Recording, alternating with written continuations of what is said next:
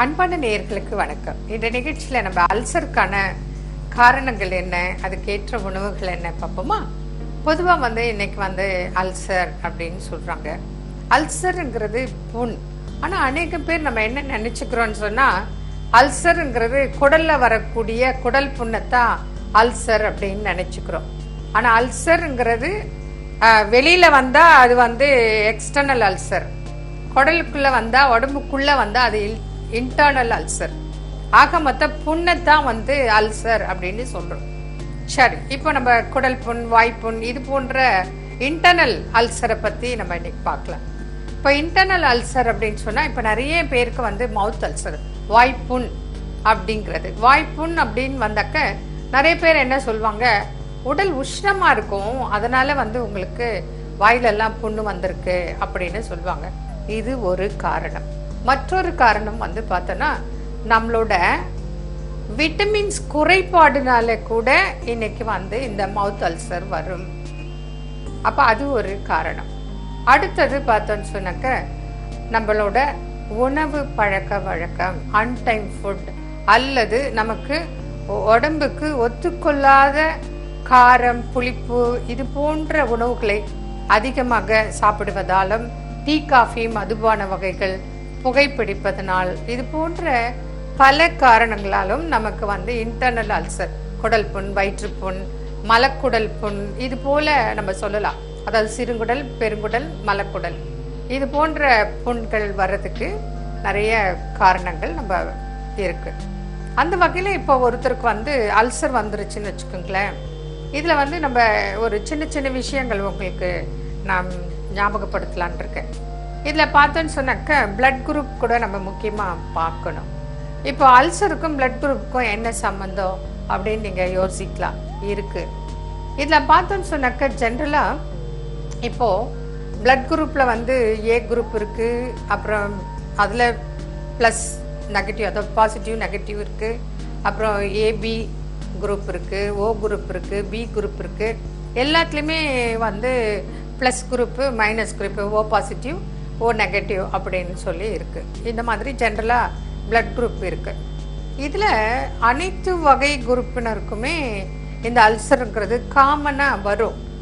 ஆனா இந்த ஓ குரூப், அது நெகட்டிவ் ஓவா இருந்தாலும் சரி, அல்லது ஓ பாசிட்டிவா இருந்தாலும் சரி, அவங்களுக்கு மற்ற, அதாவது A group, B group, AB group இது போன்ற குரூப் ரத்த வகை உள்ளவங்களை காட்டிலும் ஓ குரூப்புக்கு கொஞ்சம் அல்சருங்கிறது அதிகமாக வந்திருக்கிறது ஒன்று.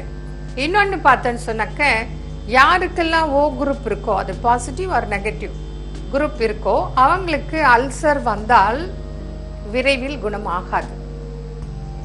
ஏன்னா வீக்கர் குரூப், ஓ குரூப் வீக் குரூப், இவங்களுக்கு கண்டிப்பாக அநேகமாக வயிற்று பிரச்சனை வந்தால் மற்ற குரூப்பை காட்டிலும் ஓ குரூப்புக்கு கொஞ்சம் ஸ்லோவா தான் குணமாகும். அதான் நிதானமாக, லேட்டாகத்தான் குணமாகும்.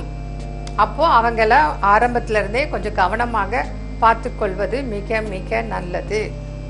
அடுத்தது, இன்னைக்கு இந்த அல்சர் அப்படிங்கிற நோயை சரியா கவனிக்காம விட்டோன்னு சொன்னால், அதுவே நாளடைவில் கேன்சராக மாறி இன்னைக்கு கேன்சர் நோய்க்கு ரொம்ப கஷ்டப்படுறாங்க.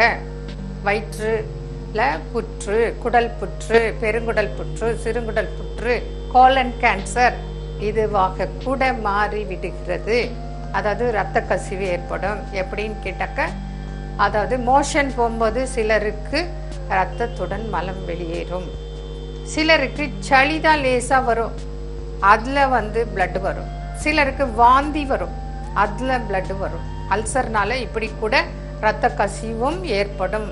வயிறு வலி ஒரு பக்கம், வயிறு எரிச்சல் ஒரு பக்கம், நெஞ்செரிச்சல் ஒரு பக்கம், வயிறு உபசம் ஒரு பக்கம், அஜீரணம், பசியின்மை, இல்ல சாப்பிட்டா வயிற்று வலி, சாப்பிடலன்னா வயிற்று வலி, இப்படி எல்லாம் உள்ளதுதான் அல்சர். சிலருக்கு வயிறு வலி இருக்கும், சாப்பிட்டா சரியாயிடும். இது ஒரு டைப் ஆஃப் அல்சர். இன்னும் சிலருக்கு சாப்பிட்டா தான் வயிறு வலியே அதிகமாகும். நார்மலா வயிறு வலி இருக்காது, ஆனா சாப்பிட்ட உடனே பாத்தீங்கன்னா வயிறு வலி அதிகமாயிடும். காரணம் என்னன்னா, ஏற்கனவே அவங்களுக்கு குடலில், வயிற்றில் புண்ணு இருக்கு, உணவு குழல்ல புண்ணு இருக்கு. நம்ம என்ன பண்றோம், என்னென்ன சாப்பிட்றோம், ஊர்வன பரப்பன நடப்பன ஓடுவன, பூமியில இருந்து முளைஞ்சி வர்றதுல இருந்து எதையும் விட்டு வைக்கிறது இல்லை, எல்லாத்தையும் சாப்பிட்றோம் ஒரு பக்கம். இன்னொன்னு நல்ல காரம், நல்ல புளிப்பு, நல்ல எண்ணெய், மசாலா எல்லாத்தையும் போட்டு வறுத்து ஃப்ரை பண்ணி அது நம்ம குடலை ஃப்ரை பண்ற அளவுக்கு சாப்பிட்டது. அப்ப என்ன ஆகும், நல்லா சிந்திங்க. உங்களுக்கு தான் ஏற்கனவே அல்சர், நல்ல காரமா சாப்பிட்டாதான் உங்களுக்கு பிடிக்கும். அப்ப என்ன பண்ணுவீங்க, நல்ல காரமா சூடா வேற சாப்பிடுவீங்க. அல்சர் நோயாளிகள் உணவை காரமாக சாப்பிடக்கூடாது. அடுத்தது நல்ல சூடாவும் சாப்பிடக்கூடாது, சில்லுன்னு ஐஸ் போலவும் சாப்பிடக்கூடாது. ஆனா இது ரெண்டு தான் பிடிக்கும் மனுஷனுக்கு. இப்போ ஒன்றும் இல்லை, இப்போ தண்ணி குடிப்பான்னு ஐஸ் வாட்டர் கொடுங்களேன், ஜூஸ் குடின்னு ஐஸ் போட்டு கொடுங்களேன். எல்லாரும் நீங்க நானு அப்படித்தான். ஆனா இது நல்லது கிடையாது. அதே போல எது குடிச்சாலும் சரி, காஃபியோ பாலோ ஏதோ குடிக்கிறோம், நல்ல சூடா. சாப்பாடு கூட சூடா இருந்தா அது ஒரு டேஸ்ட். அப்ப என்ன பண்றோம், நல்ல சூடா சாதம் ஆவி பறக்கணும், சாம்பார் ரசம் எல்லாம் சூடா இருக்கணும், நாக்கு கூட சுடும். ஆனா சூடா சாப்பிட்டா அப்படி பழக்கம், அப்பதான் டேஸ்ட். உண்மையிலேயே சூடா சாப்பிட்டா ஒரு நல்ல டேஸ்ட் தான். அப்ப என்ன ஆயிடுது, அந்த சூடா போய் ஏற்கனவே புண்ணுல உட்கார்ந்தா வலி, சில்லுன்னு ஐஸ் மாதிரி போய் உட்கார்ந்தாலும் வலி. இது இல்லாம நம்ம தான் தலைக்கெல்லாம் எண்ணெய் தேய்ச்செல்லாம் குளிக்கிற பழக்கமே மறந்துட்டுமே. அதாவது தமாஷா என்ன சொல்லுவாங்கன்னா, என்னப்பா தீபாவளிக்காவது எண்ணெய் தேய்ச்சி குளிக்கிறியான்னு கேட்கிற மாதிரி இன்னைக்கு நிலைமை இருக்கு. அப்போ நம்ம அந்த காலத்துல நம்ம முன்னோர்கள்லாம் வாரத்துக்கு 2 முறை கண்டிப்பாக தலை முதல் கால் வரை எண்ணெய் தேய்ச்சி குளிப்பாங்க. அது எதுக்குன்னா உடல் உஷ்ணத்தை தணிக்கும், கண் நரம்பு மண்டலத்துக்கு நல்ல ஸ்ட்ரென்த் கொடுக்கும், கண் பார்வை நல்லா இருக்கும், முடி நல்லா இருக்கும், முடி உதிராது, முடி அடர்த்தியா இருக்கும். அது போல பல வகையான விஷயங்கள் அறிவு ஞானத்தினாலையும் அனுபவத்தினாலையும் சொன்னாங்க. அதெல்லாம் நம்ம கேட்கிறோமா?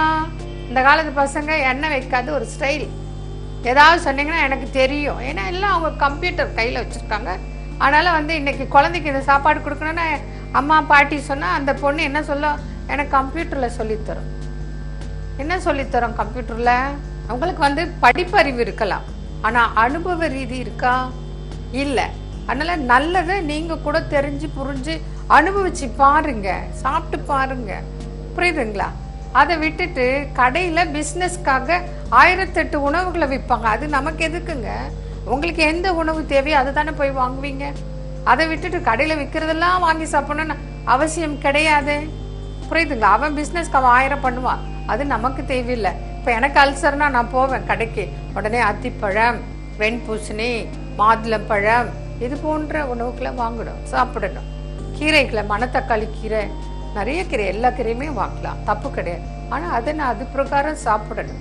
பால் பனவெல்லம் தான் சாப்பிடணும், அது உஷ்ணத்தை தணிக்க, புண்களை ஆற்றும், ரத்தத்தை உற்பத்தி பண்ணும். அது போன்ற உணவுகளை நம்ம ஃபாலோ பண்ணணும். அதை விட்டுட்டு கண்ட கண்ட உணவுகளை சாப்பிட்டு அல்சரே நாளைக்கு கேன்சர் ஆயிடுது. அதனால அல்சர் நோயாளிகள் உணவுல ரொம்ப கரெக்டா இருக்கணும். அதாவது கொஞ்சம் கொஞ்சம் சாப்பிடணும், ஒரு 2 hours ஒன்ஸ் சாப்பிடணும். வயிறு புடைக்க எப்பவுமே சாப்பிடக்கூடாது. அதுலயும் துவர்ப்பு சுவையில உணவுகளை கண்டிப்பாக சாப்பிட வேண்டும். மலச்சிக்கல் இல்லாமல் பார்த்து கொள்ள வேண்டும். நார் சத்துள்ள உணவுகளை சாப்பிட வேண்டும். இது போன்ற உணவுகளை சாப்பிடணும். அது முக்கியமா பாத்தீங்கன்னா வாழைப்பூ, அத்திக்காய், அத்திப்பழம், மாதுளப்பழம், சப்போட்டா பழம் கழுவிட்டு தோலோட சாப்பிடணும். நாவல் பழம் சாப்பிடணும். சுண்டைக்காய் சாப்பிடணும். சுண்டைக்காய் உங்களுக்கு நல்ல வயிறை சுத்தம் செய்யும் தன்மை, குடல் புண்ணை குணமாக்கும் தன்மை, மலச்சிக்கல் இல்லாமல் இருக்கும், கிருமிகளை வெளியேற்றும் தன்மை. இதெல்லாம் சுண்டைக்காய் பாருங்க.